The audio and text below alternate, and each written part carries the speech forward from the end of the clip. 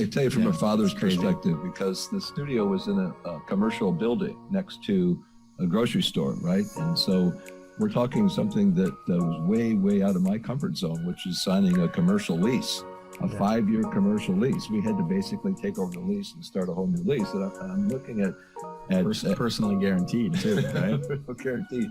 You start adding up the rent times 12 months times 5 years. It was like I was putting everything I owned on the line, let's put it that way, in the hands of a 15-year-old son. Nice. and his ability not only to pay the bills, but to run a successful business. Now, this is kind of where we get into kind of our homeschool philosophy and just the philosophy of life, which is to say yes to the opportunities unless you have a compelling reason to say no, and to believe that, you know, in the grand scheme of things, we're being guided. And so when this opportunity came, it was like, now, how will I feel if we say no to this opportunity out of fear, as opposed to stepping into the unknown and doing everything we can do to empower Sam to enable him and to support him. I mean, he had the skills. We didn't have the skills.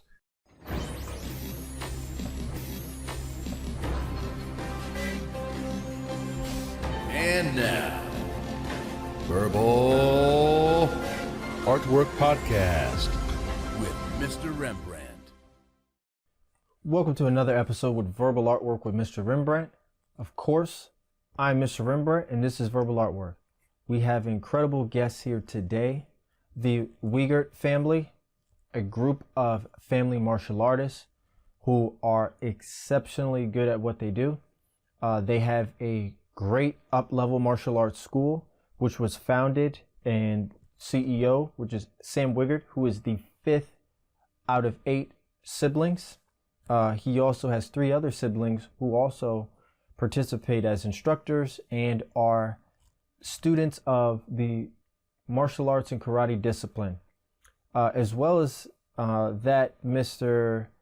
Bill Wegert Sr. is also a first-degree black belt, and we're going to go into a lot of different things on self-development, motivation, how being a martial artist can help you in life and benefit you, as well as the different steps and levels that it takes to become a black belt. They have a book out, which is called Modern Day Black Belt, Timeless Secrets from Martial Arts, Guaranteed to Uplevel You Family, Work, and Life. So, without further ado, we're going to get into it. So, I have here Mr. Bill Wegert and Sam Wegert. So, start off by asking, how has this journey through the pathway of becoming into where we are today, which is a very nice up-level martial arts school with very qualified and an exceptional background in the martial arts area. How did it all start? So, Bill goes on by explaining that with having a background of a lot of children, he wanted something for them to do. And sports wasn't exactly the easiest option given that their situation. So with that said, Bill noticed that the martial arts was a very good option. So Bill goes on to explain that short synopsis. We had a 20 to 30 second technical issue. That's how the interview starts off. And we're going to pick it up right there where Bill had finished explaining those lovely details. So enjoy the show, and I hope everyone will get tons of value from this, and it's an amazing episode. Thanks for watching. Enjoy, folks. Trial lessons. That was just the beginning of the martial arts journey for our family. You can take it from there. And then I guess after that, I got involved. I hated my first lesson. I remember telling my mom, don't ever take me back to class. I don't want to go. And she had paid for 3 lessons. And she said, I paid for 3 lessons. You're going to all 3 lessons. I said, okay, I guess I got to go back. And I think it was on lesson number 2. I I met a little girl that was there and kind of had my first little crush and decided it would be okay to continue taking martial arts. And yeah, it's from that point, I'm trying to think of who got in next. Were you? Well, who got in after that? I think what we saw such change in him at that point, because he had some hyperactivity going on, and that energy really needed to channel that. Yeah. And as we saw him grow in that, with that, okay, this is something that we had 3 other children below him, younger in age. He said, we need to get them involved as well. So, and I thought, wow, this is a really cool family thing. And so I got involved as well. And by the time that we got heavily involved, Sam had actually been offered the opportunity to take over the studio, even though he was a minor at the time. There's quite a story there. The instructor of the school wanted to change careers and get involved in professional bass fishing. And so he wanted to sell the school. And so I think you were close to 15 at the time? 15, yeah. Yeah, 15 at the time. And I remember we had a meeting at a restaurant with him, and my wife and I and Sam, and the instructor said, I'd like to sell you guys, Sam in particular, the school, and I think he could be a leader. This is like a fast forwarding from the time he actually started. Yeah, I was a black belt at this. I'd gotten a black belt at this point, and I think a couple siblings had been involved, right? Right, a little bit, yeah. Right. We thought, wow, this is really. I guess one of the philosophies we had in our homeschooling was just to say yes to the opportunities that life brings you, unless you have a compelling reason to say no. And I started thinking about that, and from the standpoint of, well, this could really just be a game changer for Sam and for his life, and it really has been a game changer. For sure. A long story there, but the other 3 children also got involved in martial arts, and all of them now are instructors in some of the schools around Virginia, South Carolina, and North Carolina. No, so great. So a pretty typical beginning where parents try to find out what can their children do to occupy their times. A lot of energy, seem to have a lot of time on their hands. And like you said, sports was a thought, or sports were the thought, but it figured to be more conducive to try martial arts. And then as Sam started engaging in martial arts, everyone seemed to follow after that. That was great. So the instructor started to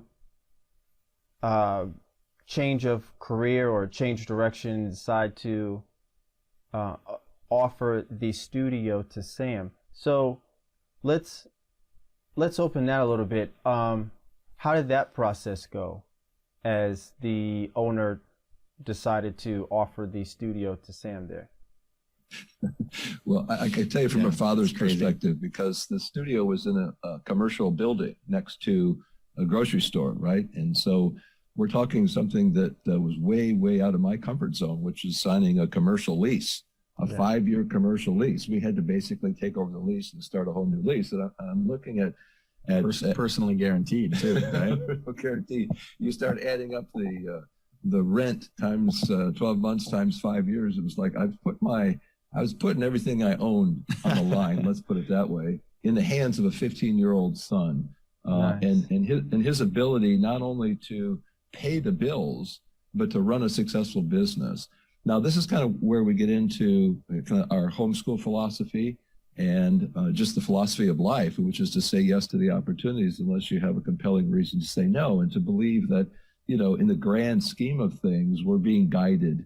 And so when this opportunity came, it was like, now, how will I feel if we say no to this opportunity out of fear, as opposed to stepping into the unknown and doing everything we can do to empower Sam and to enable him and to support him. I mean, he had the skills. We didn't have the skills. I wasn't an entrepreneur. He had the potential to become that. And so I remember traveling down to Raleigh, maybe, North Carolina, where the commercial property management company was, and just, this is way, way out of my comfort zone. I'm sitting with people who own, millions of dollars worth of buildings and signing a lease that was more than I would possibly ever make if it failed in the whole thing. So that was an adventure in and of itself. But the instructor was a. I was going to say, my instructor must have been a good salesman, because he's the one who my instructor was the one who took my parents aside and was like, hey, Sam can run this school, and we want, I want to sell it to him. Right. My parents loaned me the money to do it. So it's looking back on it, it's pretty crazy to think that, you would do that for your 15-year-old. There's a lot of things I look back on in my life and think, wow, that was crazy. To do that was crazy. Yeah. But wow. It was an exciting adventure. And then, of course, when the family had the martial arts studio, it was only natural for the three siblings younger than Sam to actually continue to become involved as well. And then as additional opportunities opened up over time, business opportunities, why the business continued to grow. But I guess the main thing about the book that we wrote was the tremendous change that martial arts has made in our family. And then as the business expanded and ended up with 6 schools, the tremendous change that we see in the lives of other people, their families, their children. And that's what's like, wow, there's something here that the world needs to see and hear about. And that's kind of what we're all about today.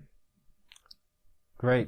Wow. So that's a very, it's a very big beginning that occurred. It seemed fast. And how fast did that happen from the time Sam was put into martial arts to where that opportunity was offered? How long was that time gap? I mean, probably 2.5 years, I would say. Yeah, so, maybe 3 years. I think it was close to 3, because it took you 3 to get your black belt, and somewhere in there, we had the question, and people would come up to Sam and say, well, how old are you?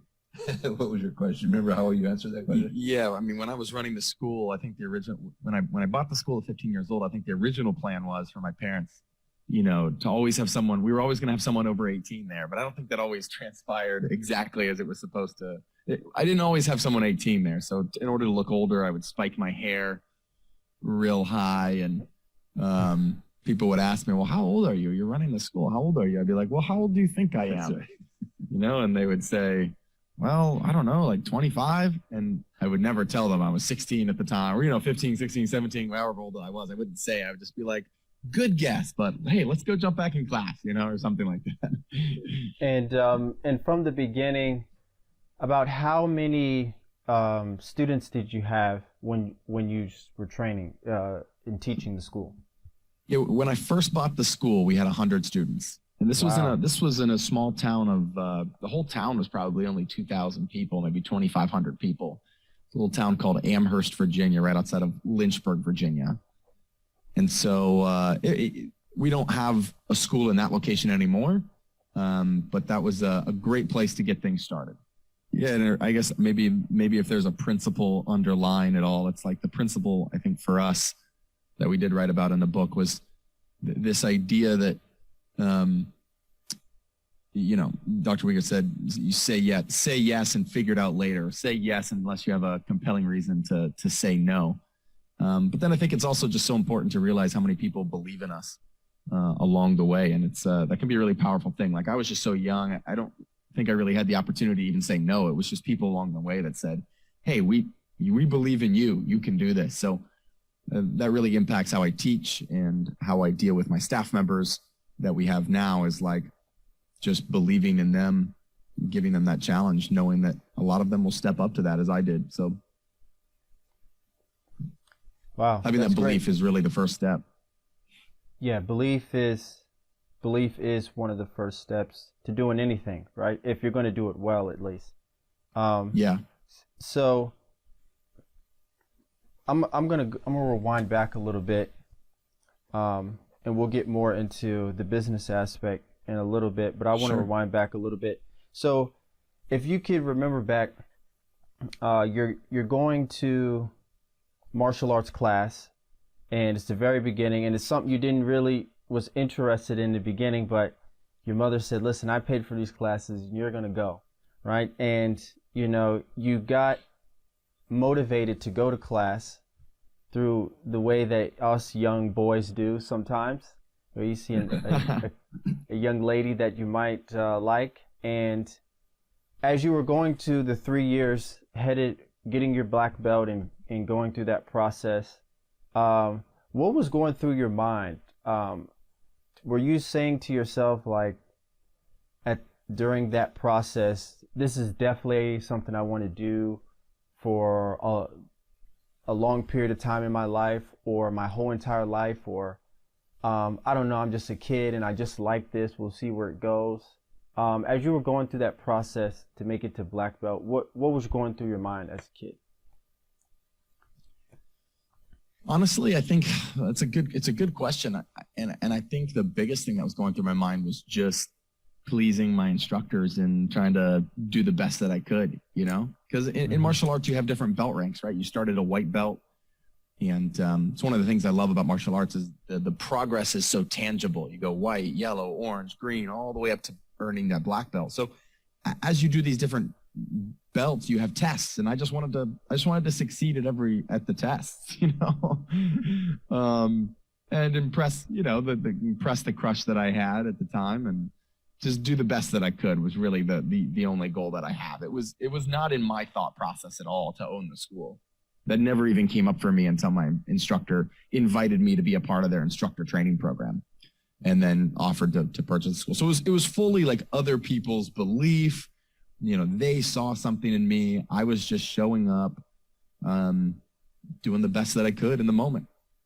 But there's more to the young lady story as well. I mean, it wasn't just the fact that she was a pretty young lady.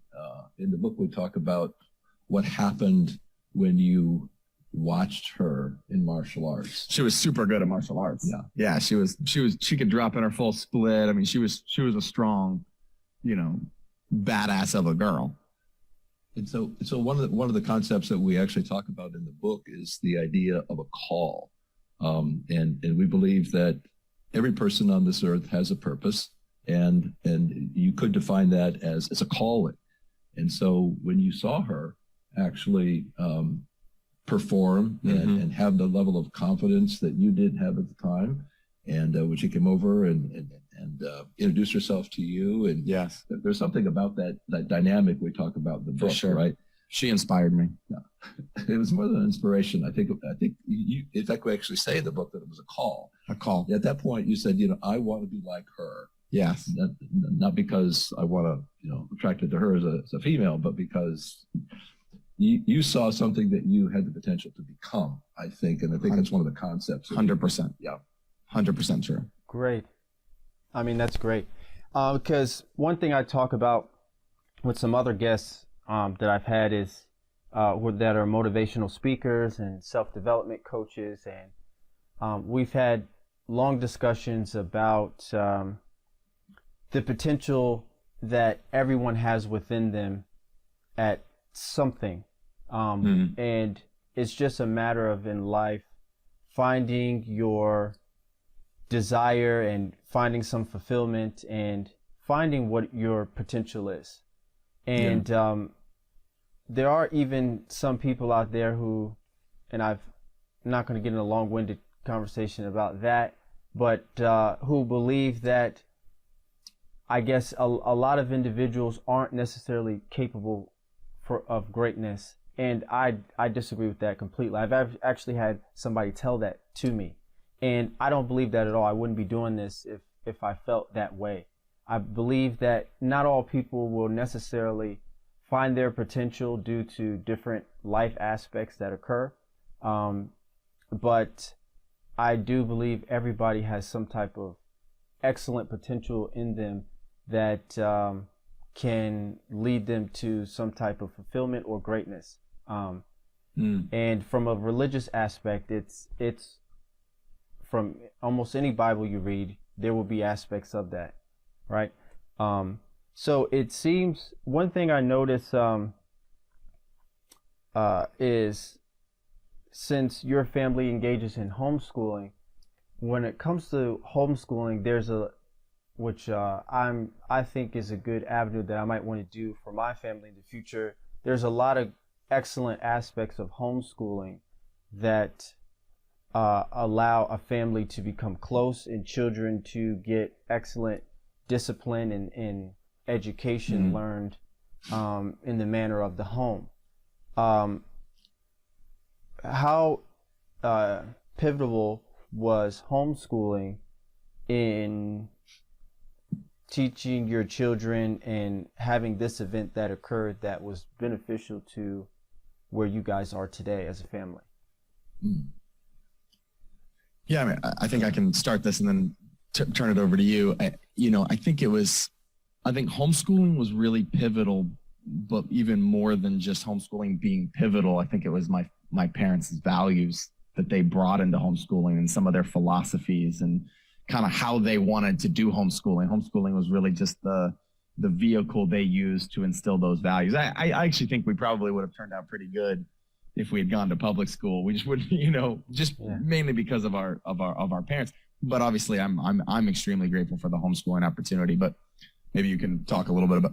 My dad can probably talk more about what his mindset was even going into homeschooling in the beginning. But from a kid's perspective, I loved it. I do feel like it was really great for the self-motivation aspect of it. And so that, just having the time and the freedom to pursue different things at different ages, you weren't locked into a schedule, and you could pursue different things. Like I could buy a martial arts school at 15 years old because I was homeschooling, like I would not have had that opportunity if I still had 3 more years of public education to go to. So, yeah. Yeah, that's one of the first thing I thought about is that how does a 15-year-old run a martial arts school if he's in school until he's 17 or 18 years old? It just doesn't happen. I think, of course, values and being able to instill our family values, and they were faith-based values, was essential. We exercised an option that citizens of Virginia have, which is to claim religious exemption from kind of the state standards, and so. Our home education program was, as I started, in fact, the whole first section of the book, it talks about my journey in terms of when I was in college, I told my fellow graduate students I would never have any children, and they ended up with 8. And how I went from that particular philosophy to 8 is part of my journey, and I include that discussion in the book. But I guess. I was a fearful person. I was always afraid that I wasn't doing right by the children, but yet I knew it deep inside my heart that I could not just put them all on a yellow school bus in the morning. And I have great respect for families who have no choice but to put their kids on a school bus in the morning. But I knew that wasn't for us. And then it became a question of how many children, and we just kept having children, and that's part of the story, part of the journey. We ended up with 8. It's like, how do you homeschool 8 children? And let's say the state has 5 or 6 subjects that they require essential in every grade level, and test out on all those. That's just not going to happen with us. We don't have the bandwidth as a family. So we focused on some things that were a little bit out of the box. We focused on character. We focused on practical experience. We focused on getting the children under each of the 8 children had their own particular mentor. The daughters, with one exception, had music mentors, and they all, 3 of them now, 2 out of the 3 have music as their profession. They make an income off music. All of our children, all 8 of them ended up as artists of some kind. And it's like, how did that happen? I'm the least artistic person in the world. So the mentors became important, the practical experience, saying yes to the opportunities that came to us, and all of those kind of fed into martial arts, I guess homeschooling, just being an adventure for all of us. But in the back of my mind, it was always a question of, oh my goodness, I'm an academic. I have 5 degrees. I work in higher ed administration, and that's been my career for the last 37 years. It's like, you think if anybody would be focusing on sending all their kids to college, it would be me. But no, I saw it from a little different perspective. And I realized that, as you said, every young person, I believe, has a calling. And part of that calling comes from getting a variety of life experiences and being under the mentors that actually can help them see their calling. And one of the themes that we have in the book is we took the concept of the hero's journey, which is part of every good novel, every good movie, and we kind of spun that as the black belt journey. And so in every hero's journey, in every black belt journey, you have an ordinary person living an ordinary life, and then they have some kind of call to an adventure. And then they have some kind of adversary that or villain that comes and tries to prevent them from actually arriving at the destination, and they have mentors along the way. We reference, the Wizard of Oz, and she has these three helpers, the Scarecrow, the Tin Man, and the Lion that are her guides to help her get to the Emerald City to meet the wizard and so forth and so on. So it's when we saw that martial arts was providing some of these elements to our children in terms of character, in terms of maturity, when you got a 15-year-old who's teaching 40-year-old adults martial arts and being able to control a class, it's like I started looking at what Sam was doing in his environment, and I thought, there's just no way I'm not going to have the other children in martial arts as well. And they've all risen to those challenges that were put before them. And we see the same thing happening with other students in martial arts. And that's the beauty of the whole thing. I'm talking way too much. No, you're good. Yeah. I don't have a lot to add to that. I thought that was awesome. Yeah. Yeah, go ahead. Actually add to that. And yeah, because I like the rhythm right now. Yeah, you can add to that right now. No, I was saying I'm not sure I have a lot to add to that. I forget what your original. Oh. What was the original question? I'm not okay. sure what the original question was. I just went on a rant. Okay. How pivotal? I think your question was how pivotal was homeschooling to what we did, and I was just saying, for me, I just think it was my parents' focus on their values is what to me comes up is like that was the really important part. I mean, I think we have a chapter in the book called character trumps knowledge. Mm-hmm. And it really is about, there's just so much information out there, right? We live in an information age. You can inundate yourself with memorizing all the facts. And my parents were not into that type of education where we memorize the facts. It was more about just presenting us with challenges. It was more about teaching us good character qualities. And then those character qualities can be applied to a myriad of situations, and so that's, I think, how my parents went about it. Yes, and when you talk about character qualities, the idea that being a lifelong learner, and being able to find the knowledge, being able to find the people who can support you, is part of character. That's right. And so whatever your calling is, we believe that you can find that, and you can find the resources and the knowledge and the information and the technique or whatever it is, the experience to fulfill that calling. Now, if you're going to be a doctor, if you're going to be an attorney, if you're going to be an engineer, then college is the thing for you. And speaking of college, my dad has his doctorate, has worked at a private university in Virginia called Liberty University for 35 years. 37 years. That's crazy. And so his kids, we all got full ride scholarships. And when I tell the story to other people, they're like, well, why didn't, my dad has 4 degrees. Why didn't you have to go to college? And I remember sitting down with Dad and saying, hey, I think I want to do the entrepreneur thing and go this direction. And just remember how supportive you were of that moment, just to say, yes, I did the academic thing and it worked out how it worked out for me. If you want to go a different direction, I'm just fully supportive of you in that. So again, there's that concept of, other people believing in you and then taking that belief, borrowing that belief and continuing on. If I could take that just one step further, please. Recognizing that there are probably a lot of families out there who just don't have the means one way or the other. Maybe they're single parents, or maybe they both have to work in order to meet needs of the home. What I've seen in the martial arts as practiced by Uplevel Martial Arts, and that's basically what the name of Sam's company here and the 6 schools and an at-home academy we now have. For parents who can't home educate, we find out that my wife doesn't know we're podcasting. We find out that the martial arts experience as practiced by Uplevel Martial Arts actually affords families some of the same elements that we were able to experience as a home education family. I'll take one example. When you send your children off to school, they're in an age-segregated system from K through 12. And when they go off to college, they're in an age-segregated system. They're peer group. They live with their peer group. They eat, sleep, and drink with their peer group. They're influenced by their peer group. And it's all age-segregated from K through 12, all up through a doctorate degree in many cases, or up at least through the bachelor's degree. But what martial arts does is it puts students in an age-integrated system where young people are interacting with adults, adults are interacting with young people. And we have a little section in the book where we talk about, okay, you can send your kid off to soccer, and our kids, we play soccer. Yeah. Right? Your first day at soccer, tell them what happened your first day. Broke two of my front teeth. I was intense. into the Sidebar, head, into the head of somebody else. Right? Yeah, we both went up for headers, and I ended up with biting his head and broke my teeth. First soccer game, right? First soccer practice. So I was on the road and I got a call from my wife. But all that to say is, we had our kids in age integrated sports. Soccer. Did we do anything segregated? Was there anything else we did that was?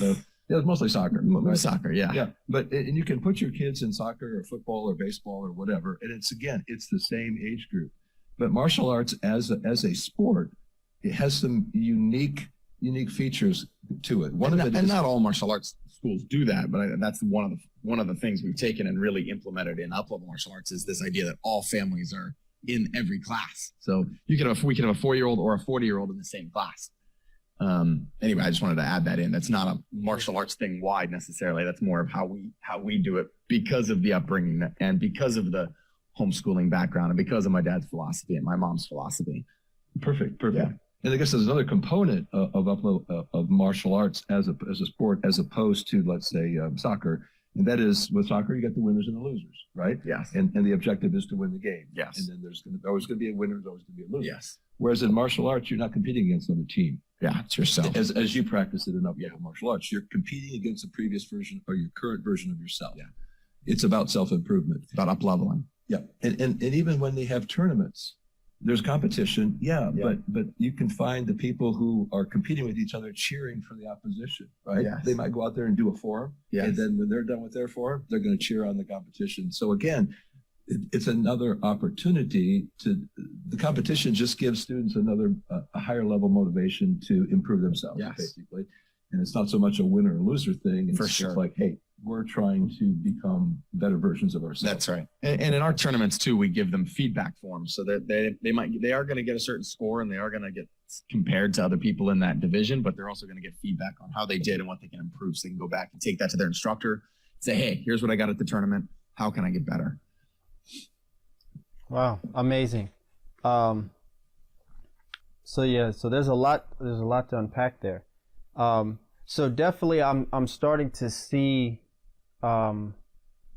why not only were you so successful in martial arts, because your attitude on what had occurred and your attitude and your father's influence and attitude towards starting a business, and how a lot of different elements of how the influence of your father has led to your success and your family being where it's at. I could definitely see Bill, if I can call you Bill, Wegert is you please. Wegert. You use a lot of different great philosophy viewpoints in how you taught your children and aspects in which you lived by. One thing you talked about is you use different aspects of learning. I read a book by Robert Steinhern, it's not an easy read book, but he talked about the triaxial theory, which is the 3 elements of intelligence, which is not something that's really endorsed by other doctors when it comes to intelligence. They usually use IQ quotient, which is the general way to test someone's intelligence. But I wanted to expand because I feel like there's other aspects about people in which they use different aspects of tools and intelligence in which they go through life. So one of the aspects he's talking about is practical intelligence, which are being able to learn things that are not necessarily that you can read from a book, which these is verbal skills and communication skills and being able to be in situations where you're able to read between the lines and make highly intelligent decisions based upon what's going on in the setting. So what I noticed from listening to you is use a lot of practical intelligence when raising your children. You didn't say, hey, we're going to go I'm just going to bang the academic route down, and that's the route you guys have to go. let's not start this silly stuff about trying to be an entrepreneur or trying to be the next Chuck Norris. We're not going to do that. You're going to go to school and that's that. And that could actually, believe it or not, stunt a lot of growth when it comes to children. Just another quick additive, there's an individual who's a very wise Indian called Sadhguru, who talks about how where a lot of parents go wrong is they try to parent their children like racehorses. They want to breed them into winning their races, whether it's unconscious or consciously. And in life, your best bet that I've noticed is allowing your children to reach the full fulfillment that they could possibly reach due to their intrigue or their desires or their capabilities. And I could definitely say you have an amazing father here from the short period of time, because I'm a good judgment of character. Well, at least I think I am. And I could definitely see a lot of values and where and why your family is in the direction that it is. So moving deeper, moving a little bit, trying to move a little bit deeper into you all's background, and a lot of beautiful things. The hero narrative. The hero. I read another book called Story Brand, which is a book that is it's a marketing book, but it talks about how us as people, we view things in story. And that's why we get so compelled and influenced by movies, for example, and generally the heroes of a movie, because internally we want the hero to win and live vicariously through the character that is the hero in the movie. We want to see him go through his problems and learn and develop himself and fight crime and beat the bad guys and win the day. And there's an aspect to that all of us have internally in us, in which we try to live out. That's one of the things I learned throughout that book on why stories are so compelling, and they're even used in marketing as well. How it's just in a different manner. They might use it in a short aspect rather than a long aspect. So with learning all that you guys have learned, I'm pretty sure you could write more books on a lot of the things that we're going over now. Now, touching back just a little bit, so Sam, you start the school, you're in the school, you're running the school, you're learning a lot of things. Your dad believed in you and told you go ahead and jump and leap into the unknown. It's a great opportunity for you. And that's what you did. And by you teaching, you learned and have adopted a environment probably molded from the environment that you grew up with. This family-based aspect of the martial arts class where the families are involved. The different age categories of students in a line, so they can learn and help each other synergistically. And how that is a big impact on probably the parents and the younger crowd as well. Where did your other siblings start to come into play and get their black belts and start, and where does their role come into play in this whole martial arts family and up-level martial arts school? Where do they feed into play, and how did they start coming in? Yeah, it's a good question, and I actually want to, before I answer the question, I'd like to just say one thing about the belief, because you mentioned like people believing in me, and I do think that that's such a key concept. But I was just thinking about maybe somebody listening to this podcast and them thinking like, man, like I don't have anybody that believes in me, or I wish I had someone that would, lend me the money and sign on a big lease when I was that age, because I feel like the truth is I was really lucky in that respect. And I had a lot of people, martial arts instructors, my parents along the way that believed in me. But there's a concept this idea that I also was when I was young, I would go to these seminars and listen to these people on YouTube. Anthony Robbins was a big guy. Great. I don't know if you've heard of him, Mr. Tony Rembrandt, Robbins, but yeah, Tony Robbins. He was a big kind of mentor from afar. Somebody that I never actually went and I never met him in person, but I would listen to his stuff online and his CDs and things like that. And so I just wanted to just say, like, if maybe some people don't have that person in their life, like I did as a parent or a martial arts instructor, but I got a lot of belief too from these people that I never met, just from listening to them, and everybody has access to YouTube. Right. And so we can borrow the inspiration and the belief of other mentors, even if they're not directly in their life, and even if we're not as blessed or as lucky as I got with people, really close to me that believed in me. So I think it's so you got to listen to things, right? You got to listen to things and borrow that belief from other people. But I'll answer your question. I just wanted to say that because I think I got really blessed, and not everybody has those opportunities. And if I could just pick on that before you go ahead and answer the gentleman's question. That is you could be on a soccer team, for example, going back to that analogy, and you could have a losing season. We're a losing team or a losing season.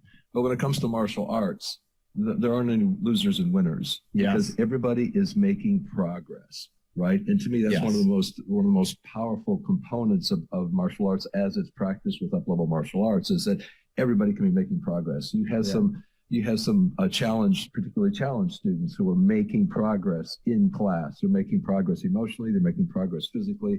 They're making progress through the belt ranks. They see tangible evidence of that progress. And as Tony Robbins points out, progress equals happiness. Yes. And so, I've been blessed too. We have so much to be thankful for as a family. And I realized that there are a lot of people out there and a lot of families out there that the kids didn't get. I didn't have that opportunity. My wife could stay home and home educate and so forth and so on. You still have opportunities. And as we say in the book, we believe in you and God believes in you. And you have unbelievable, untold potential. And we just really believe that people can fulfill that potential. There's so many ways to do that. And the reason we wrote the book is because the martial arts platform that you've developed in the particular brand of martial arts, it's not hardcore self-defense, even though you teach self-defense. That's right. But it is about human potential, about character development.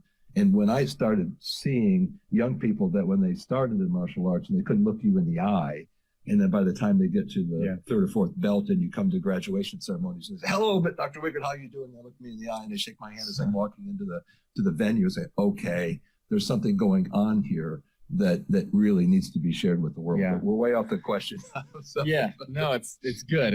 That's right. If anybody listening is having trouble with people believing in them, that's why we wrote the book, I guess is what I hear you saying too, and why we created an online program. So anybody in the world can have a live martial arts instructor, believing in them, coaching them, giving them these opportunities through our Uplevel at-home academy. So that is the reason. So if you need someone to believe in you, we've tried to create a business and a system around that. But your original question was, how did my family get involved and how did my siblings get involved, right? That was the original question. So I'm trying to think back. I was definitely the first one to get involved. And I started progressing, and then I ended up buying the school. And I think it was around the time where I kind of ended up owning the school.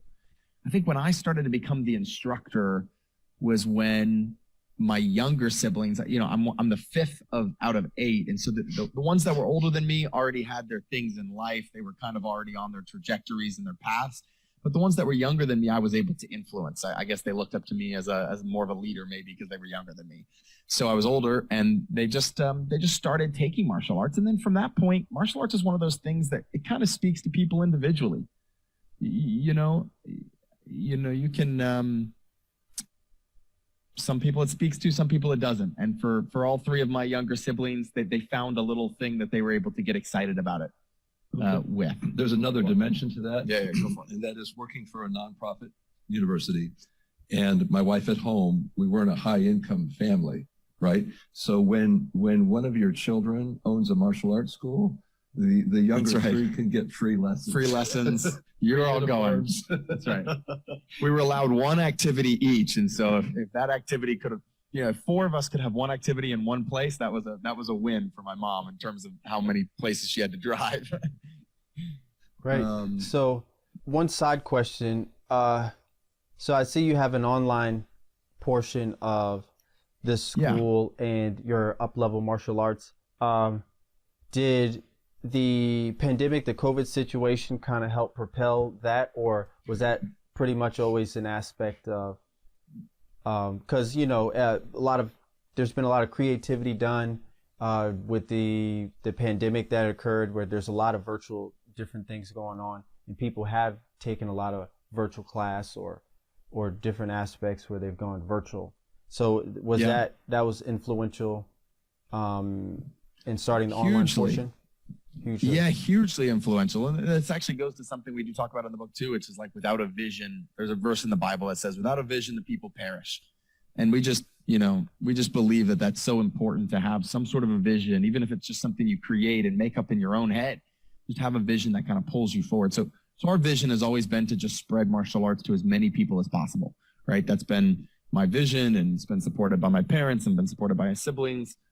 And so, when COVID broke out, we created the online program more out of necessity, because people didn't want to come into the brick and mortar schools anymore. So, we needed a place for them to train online. But then we saw that this could fit within our vision. And so we continued it on. So, now I think we have students in, I want to say 25 states, 23 Amazing. states, which is so cool for us, because we used to be able to, when you have a school, people travel maybe 5, maybe 10, maybe 15 miles max, to drive to your school. But with the online program, I mean, we had students in Hawaii, that we're training, and that's pretty cool to see. So to answer your question, yes, it accelerated it. It fit our vision of what we were trying to accomplish, and we moved forward with it. So now we have that opportunity available to anybody. So, as someone who I'm very much, I very much can agree and feel the heartfelt philosophy and motivation and development and vision that you and your family possess, as far as potential in people and seizing opportunities in life, and the whole vision and philosophy. So when there are different aspects in which people try to help others, and you gave reference to Tony Robbins, and he does that by motivational speaking. And I've spoken to other motivational speakers and self-development coaches. And one thing I always ask them, and I'm going to ask you the same question, is through martial arts, it seems to have a great, and you've touched on it some already. You and your father have touched on it already, in a small aspect, but I want you to expand on it. What about martial arts, different from other ways of self-developing or helping an individual, is so pivotal? Why does it work so well? Because generally, if you have somebody who needs some help, sometimes words isn't enough, right? Even words, if you're pushing them, hey, try this, try that, or you have potential, words of affirmation given them, sometimes that just doesn't get to somebody, right? But why is it that in martial arts you could have a very quiet, meek, mild individual start from day one, and then later on, as they go up the ranks, you have this completely transformed person for the better? That's a super good question, and I have a couple of thoughts on it, but my initial one is just because it's physical. Martial arts is physical, and even Tony Robbins teaches that, when you're trying to create change in your life, it rarely starts it could be a new thought, but most of the time he says it's a new physiology. You start moving your body in a different way. You change that first, and then it's easier to change the other aspects of your life. So martial arts is very physical. You're moving your body, so you're feeling better already, which can allow for new thoughts and new ideas to be formed. And then in addition to that, it's very tangible in terms of the progress, Like it's just very laid out. I mean, it depends on where you take martial arts, but the way our system is set up is that it's just, there's belt ranks that go from one to the next, and there's specific requirements you have to hit along the way. So it's very tangible. And then with our school, the way our system is set up too, is you have to develop your mind alongside of the physical martial arts. So there's a life skills program where you're doing assignments based on discipline and gratitude and team spirit and self-defense. You're actually doing things that you have to complete. So again, it's just extremely, extremely hands-on. And we just believe that experiential learning is one of, as my dad said about his philosophy about homeschooling, like he gave us a ton of experiential learning. So we've implemented a lot of that in the martial arts system. But maybe like a little bit more of a big picture answer to your question of like, I went on a huge journey of self-discovery and worked with a lot of self-improvement coaches, like you were mentioning, and went to a lot, listened to a lot of inspirational speakers. And then, churches we were raised in the church, and so learned a lot from biblical. And my dad has his doctorate of ministry, so we learned a lot about that growing up. He would have Bible studies with us at 7:30 or 8 every morning. That was kind of how we grew up.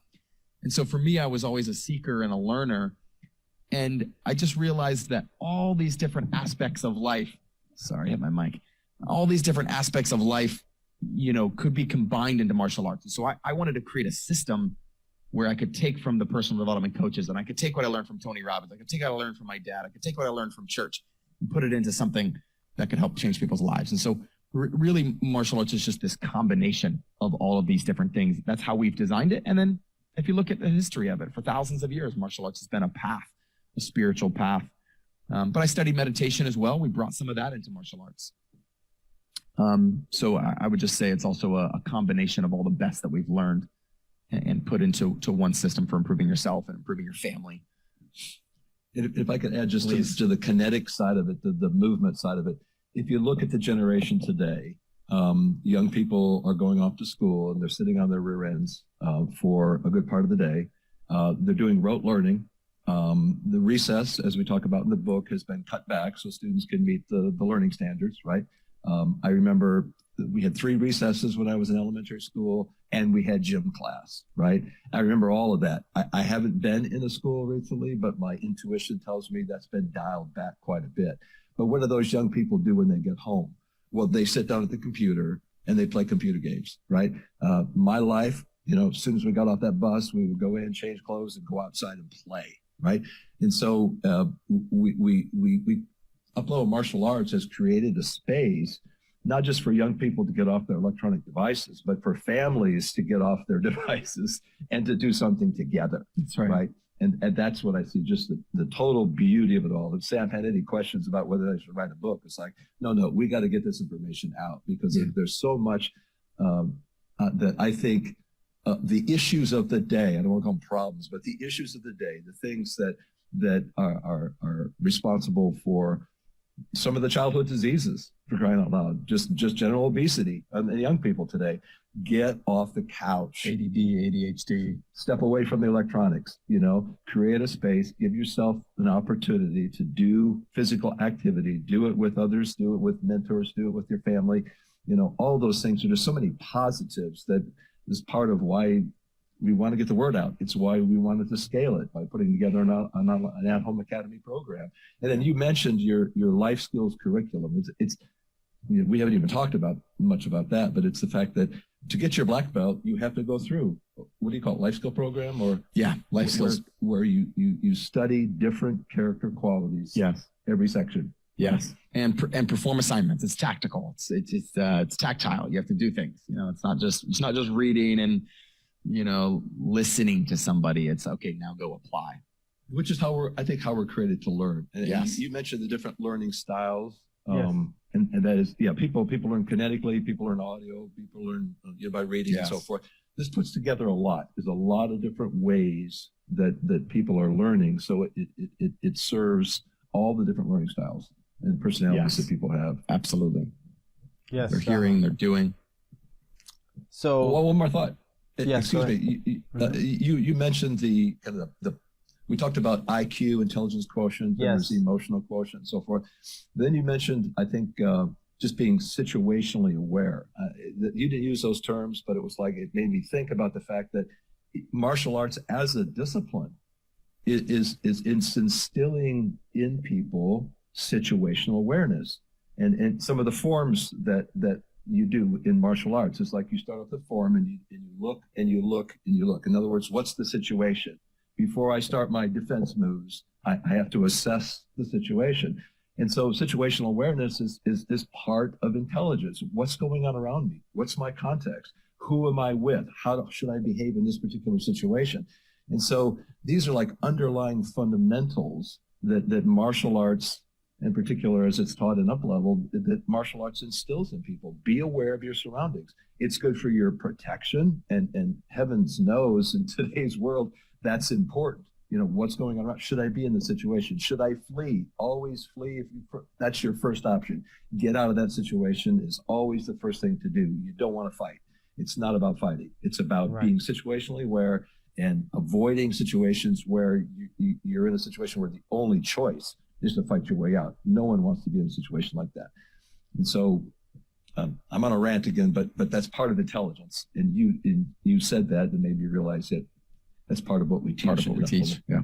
Yeah. No, beautiful.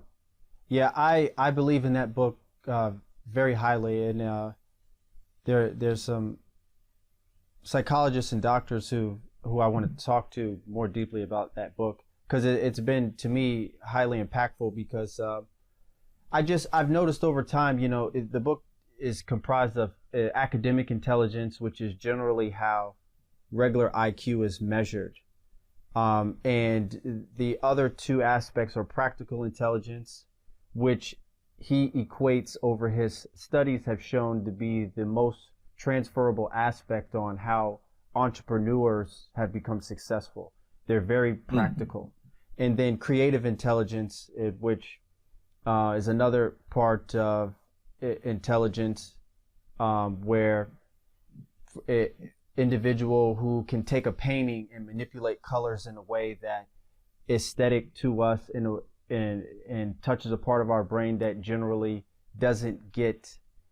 They can use colors and creativity to create magnificent things, and it can impact you and your brain in different ways that other people can't do with art, for example. That what I'm seeing is there's a lot of all of those aspects in martial arts. So there's mind, body, and spirit, right? Which is another triangle of health, you could say. You're doing physical aspects, which is good for the body, good for the mind.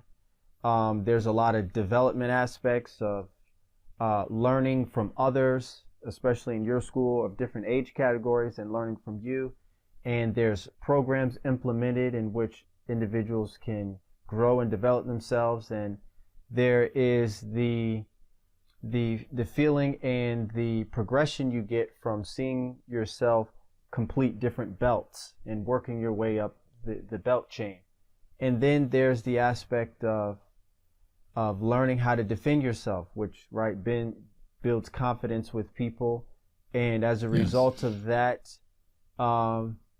there probably is a creative aspect when coming to defend yourself. You use the tools that you've learned to, I'm pretty sure you've heard some things about Bruce Lee.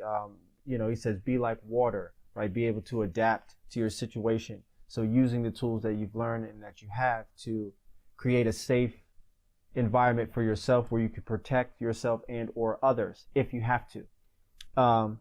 So I'm seeing a lot of different synergistic things that are implemented on why it's so beneficial to a person, rather just telling somebody, hey, you should do this, hey, you should do that. One thing that when it comes to me adding some type of self-development for people, I tell them, when you have an idea, for example, it's just an idea. It's not a goal until you write it down. That has helped me a lot in my journey to develop and get where I'm at, writing things down and physically checking them off as you go down. And this list could be a 5-year list, could be a 1-year list. It could be a 6-month list. And unless you write it down and you're going back to it and you're seeing your progression and checking it off and trying to get to the next level, you're really not, you can be meandering around sort of in life, right? And defined direction is probably the path. It's a great pathway. So I'm seeing that there's a lot of excellent aspects about martial arts that are implementable and why it works for people. You also explained some very deep, some good programs that you have implemented that you see that works for your school that are beneficial that maybe some other schools don't have. You can get into that, and also tell me about the belt structure. I watch a lot of MMA and mixed martial arts, and I like Muay Thai, for example. I've trained Muay Thai for on and off for 6 years. There really isn't a belt structure, but it's a discipline structure and building physical fitness and a lot of hand-to-hand combat, which is that you train in the gym, for example. So go into the belt structure and how long does it take for a person to get a black belt, the different meanings of the different belts, the difference between a first degree black belt different from a second degree black belt. How wide is that gap, if it is wide at all, and some of your courses that you have and programs that you have in your school. Did you want to say something before that or no? The belt ranks are pretty simple. It's, traditionally everybody thinks the belt ranks are like thousands of years old. They're not. They're actually a fairly new development that were put into place in martial arts schools to give people just a sense of progression. And I think it's brilliant. I think that more places should do this. I think of like a lot of my friends teach dance, and I feel like dance should also have bell rings. Everything should have bell rings because it just gives you a sense of progression from one step to the next. Yes. And that's so important for us to be learning and feeling good. Like Dr. Wegert said earlier, progress is happiness, right? So that's one of the great things that martial arts has going for it is this belt ranking system. But yeah, I mean, the outline is pretty simple. When you first join any of our academies, everybody starts the same way. They have a private lesson and they just try the class and they see if they like it. And if they like it and they feel like this could help them towards their goals, then they usually get a 30-day free membership. It's kind of our initial offer to people when they first come in. And so they get to try it for a little while. If they enroll that first day, then there's a discount to get enrolled. And the first program that people enroll in, this is usually online or in one of our academies, is a 6-month basic program. And in that program, they're going to get from white belt to yellow to orange to green. Those are the first 4 belt ranks.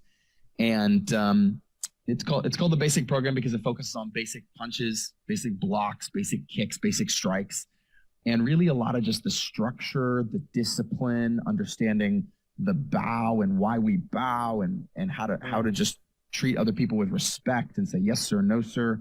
There's a whole chapter in the book about the bow and how it's definitely very COVID friendly because you don't have to touch anybody, and it's a great way to show respect but not have to touch them. So that's really what the basic program is all about. If we see someone is doing well within the first 30 days, we will come to them and we'd come to you and say, Mr. Rembrandt, like we see that you're working hard. We believe in you. We believe that you have a potential to become a black belt. But it takes a few things. It takes commitment.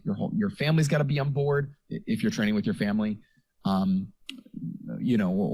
at the very least, you and whoever is important in your life has to be on board with this decision. So we meet with you and we give you an opportunity to join our elite program called the Black Belt Leadership Program. And that's where you make a 36-month commitment. So it's 3 years. And at this point, you've probably been in the program a couple months. So 3 years, maybe even only a month though is the truth. So it's 3 years to earn your black belt. Now, some students take longer, some students take shorter. That's just kind of an average length of time that it takes. And so that's why the program is that length. And that program will take you through all the rest of the belts. So it'll go orange, green, blue, purple, red, brown, and then a bunch of different belts we call the pre-black belts. They're like just training you right before your black belt, and then you get your first degree, your first level of black belt. And in our system, there's 10 levels of black belt.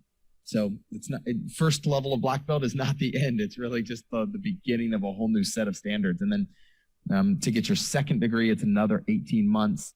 Third degree is another 18 months. Fourth degree is 3 years. So I mean, it kind of gets like longer spans of time. I mean, by the time you're 8th or 9th degree black belt, you're 50, 60 years old. There's just no way around it. And that's if you started when you were really young. So it takes a good 30, 40 years to get up to the higher levels of black belts. Yeah. Want to add anything to that? I don't know if I answered your question. Just thinking about the focus, you mentioned kind of meandering or wandering around, or just the belt structure actually gives a student focus. It puts a tangible goal for the next level. Here's the skills I need to master, and when I do that, I will get the next belt rank. Yes. But when we talk about focus, one of the aspects we talk about in the book is that young people need focus. They need to have direction. And one of the skills that develop in martial arts is board breaking. When you get up into the higher ranks, you learn how to break boards. Yes. Now, focus is pretty important because all the energy needs to be focused in one place on that board, or somebody's going to get hurt, right? Yes. And so there's a whole technique to that. But when you focus that energy in the right place on the board snaps. And there's nothing more satisfying than hearing that board snap. In fact, the black belt test, the students have to break several boards, right? Boards, yeah. And so the whole idea of focus is part of the discipline. And it's what I needed as a young person. And I had focus. I had a particular goal. I always wanted to be have a certain profession. I wanted to be a forest ranger.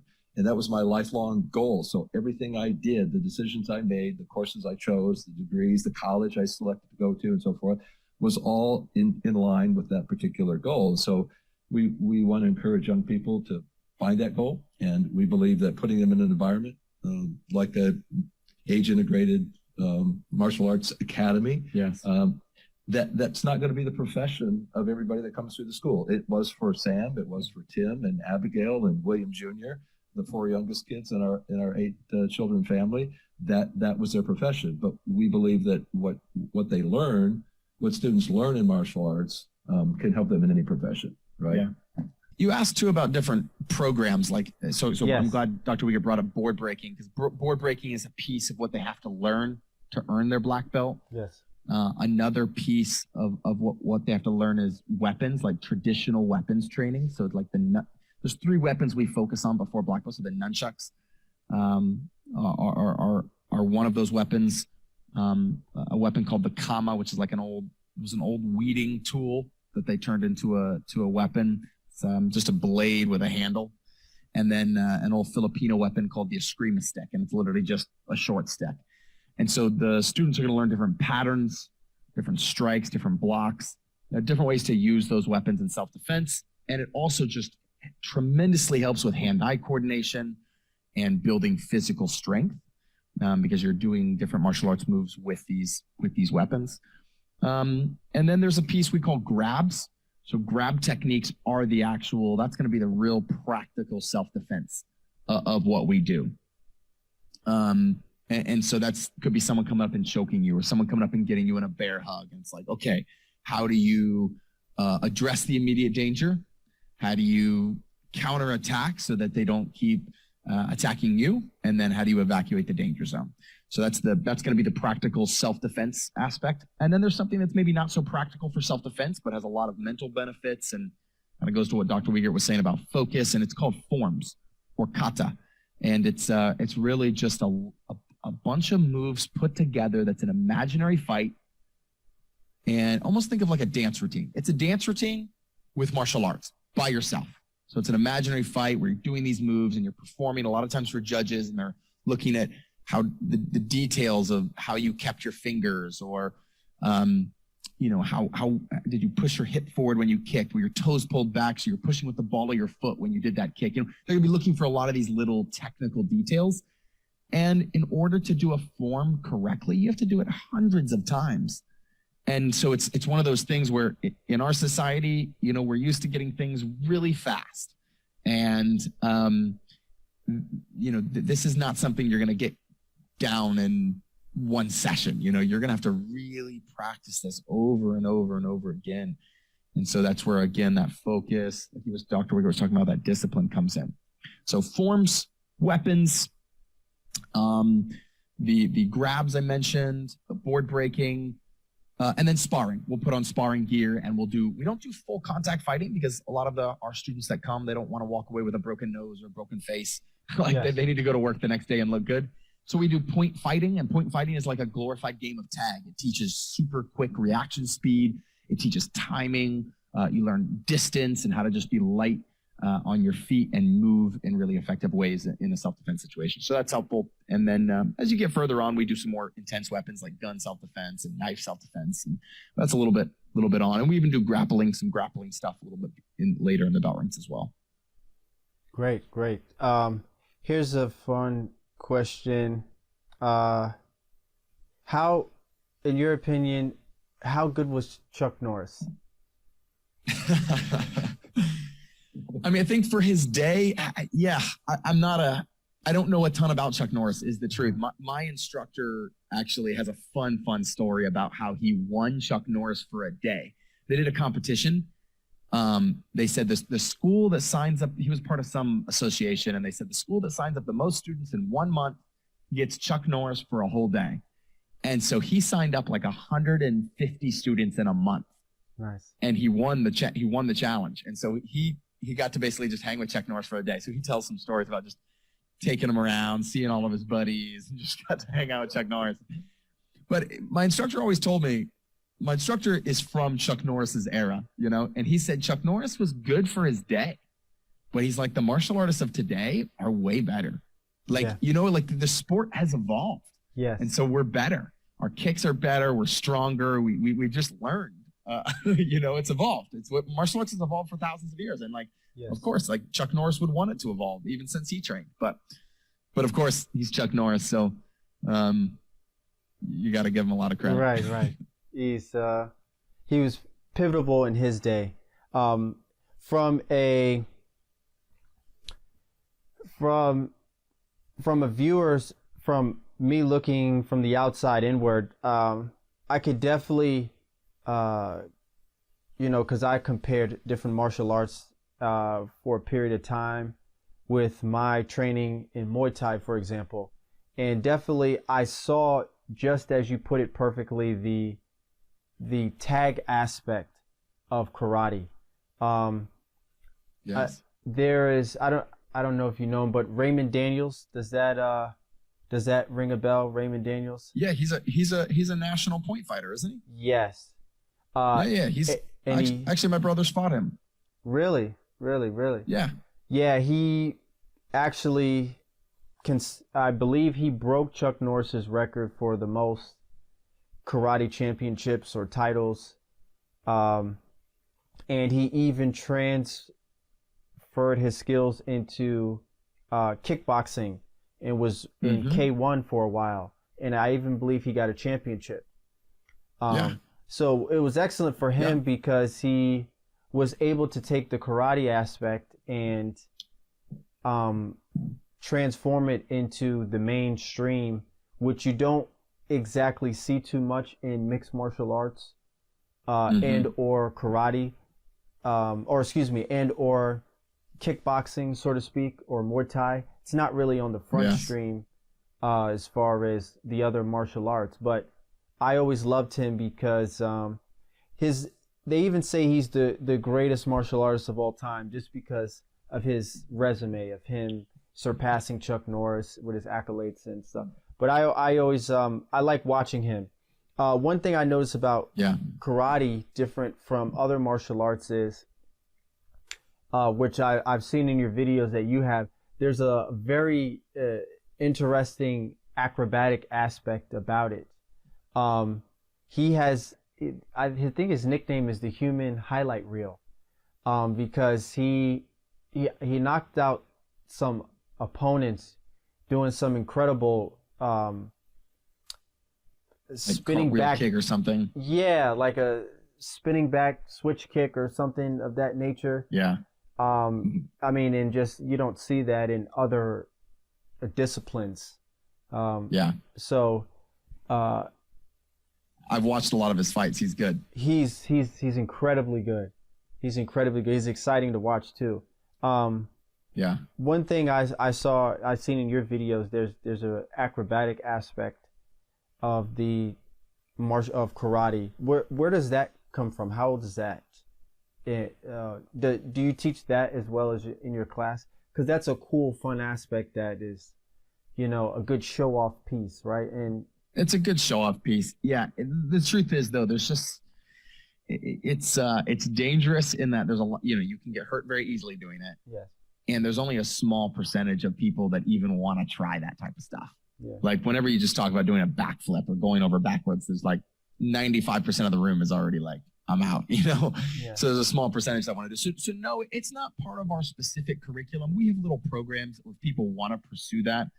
They can get some coaching in that with us. Some of the more acrobatic, the backflip, the aerials, the different, and we will teach a lot of the advanced kicks. So a lot of the jump kicks. Yeah. And some of the more performance-based kicks, those are part of our curriculum for sure. And then, people who can't do that, or maybe they have bad knees or bad back or whatever, we'll modify it for them. Yeah. And this goes back to something we've been saying this whole time, but like, what's the cool thing about martial arts? It's like golf. You can play it you can play it till you die. Like, you can be a part of martial arts, and it's not like something you have to be super crazy athletic to do. Right. There's a level for everybody. But Your younger brother, Tim. yeah, my younger brother Tim, who those might have been some of the videos that you've seen. He took the acrobatic stuff, and even my younger brother William, they took the acrobatic stuff to a whole new level. I kind of started it, and then they just took it to a whole new level. And my brother's won 2 world championships, maybe 3 world championships,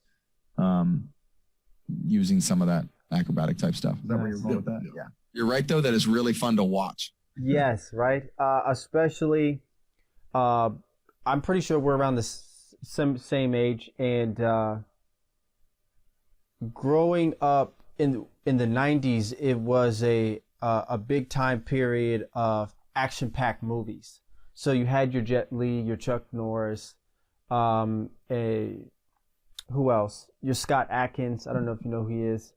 A lot Jackie Chan big in the Jackie Chan, a lot of martial arts movies, and they use a lot of these acrobatic elements that were extremely exciting to watch, right?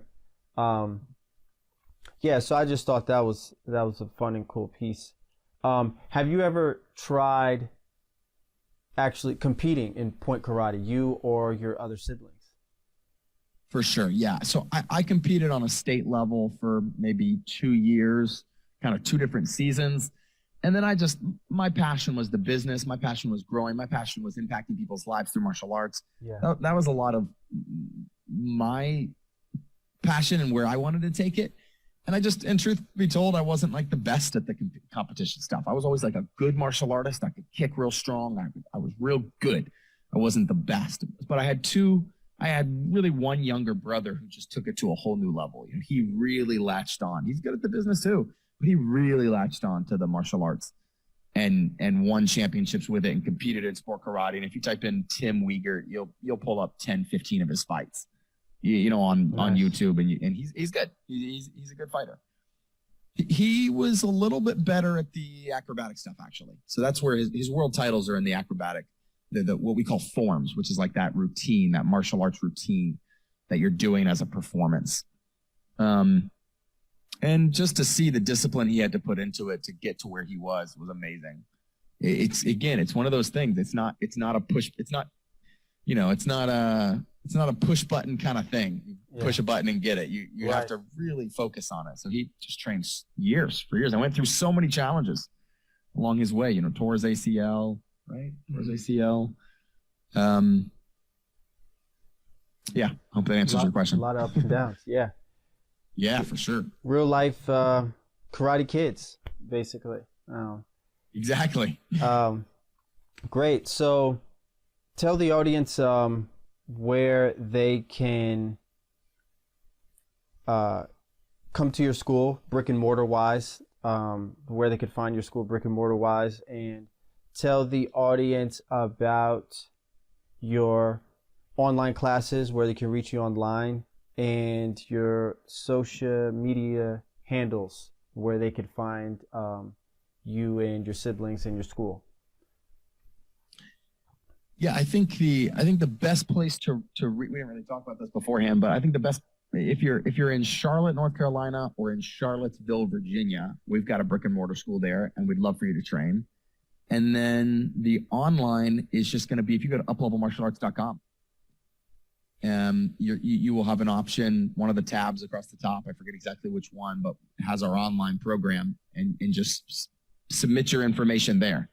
That's going to be the easiest place for you to get a hold of us and to find out more information about the online. So anybody in the world, no matter where you're listening from, can participate in all the benefits of everything we've talked about by taking part in the online program.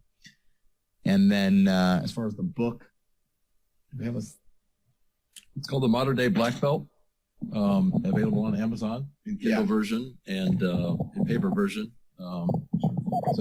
I know if you type in Modern Day Black Belt, you're going to get some real black belts, leather belts that are dress belts, but keep looking, scroll down a few.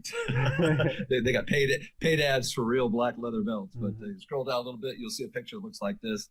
Modern Day Black Belt, Timeless Secrets from Martial Arts Guaranteed to Uplevel Your Family, Work, and Life. And so we're doing a second edition of the book. We'd love for people to pick it up. Many things we've talked about and a whole lot more today that are included in that book. Some of our stories, part of our journey, and maybe some insight into how we can support, how martial arts, how Uplevel, how the book can support the journey of the people who are reading, people who are listening.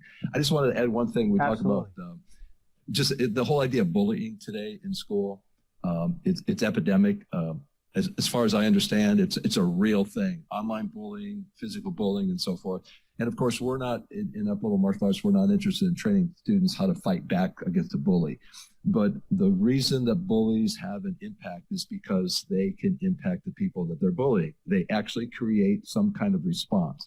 And it's a response that gives them the dopamine rush that you get when you check up the boxes, on your to-do list. Same thing with me. We talk about that in the book as well. It's just we're hormone-related creatures, and somehow bullies have gotten into the place where they get a rush. They get some kind of hormone rush by creating a response and maybe even causing physical or emotional harm in other people. But people who have the confidence and people who are self-aware, they aren't going to be impacted by those bullies. And so we're trying to address, in Uplevel Martial Arts, we address many of the issues of the day, and bullying is one of them. And people who are confident martial artists are not going to give the bullies what they need and probably won't be, an object of their bullying. So we address that in the book as well. And hopefully, we can help this epidemic today that's going on in our culture. Excellent. Sam, you have any closing statements?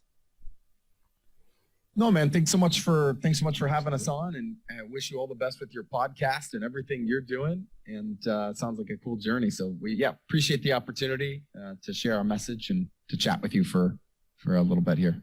Thank you. Thanks. We can be honest and say this is our first podcast together since we wrote the book. Yeah. Oh, great. And you have been unbelievable host. I mean, just the way that you've kind of, you've been great. I didn't know how it was going to go, honestly. And you've been you. such a tremendous host in leading and guiding the discussion.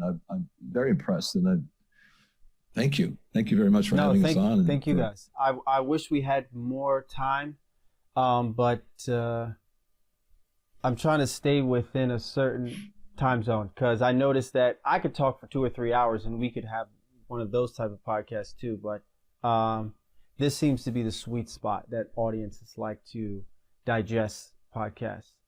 But thank you. I mean, I'm a curious person, and I like people's stories. I really do. And you can learn something from everyone. And going through my journey in life, reading about Tony Robbins or other people and finding their journey, and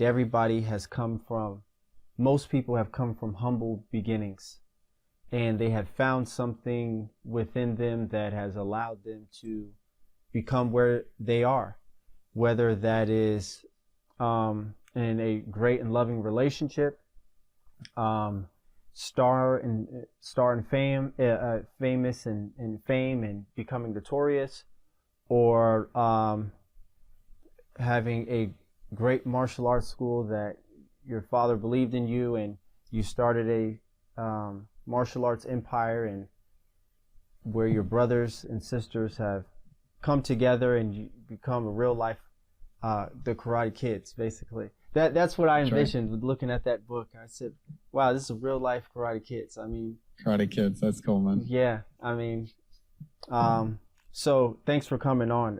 It's really been amazing. I hope you guys continue to get your message out and go on other shows. You guys really have a great message. We will. Great values, great family, great message. It's been amazing. Thank you so much.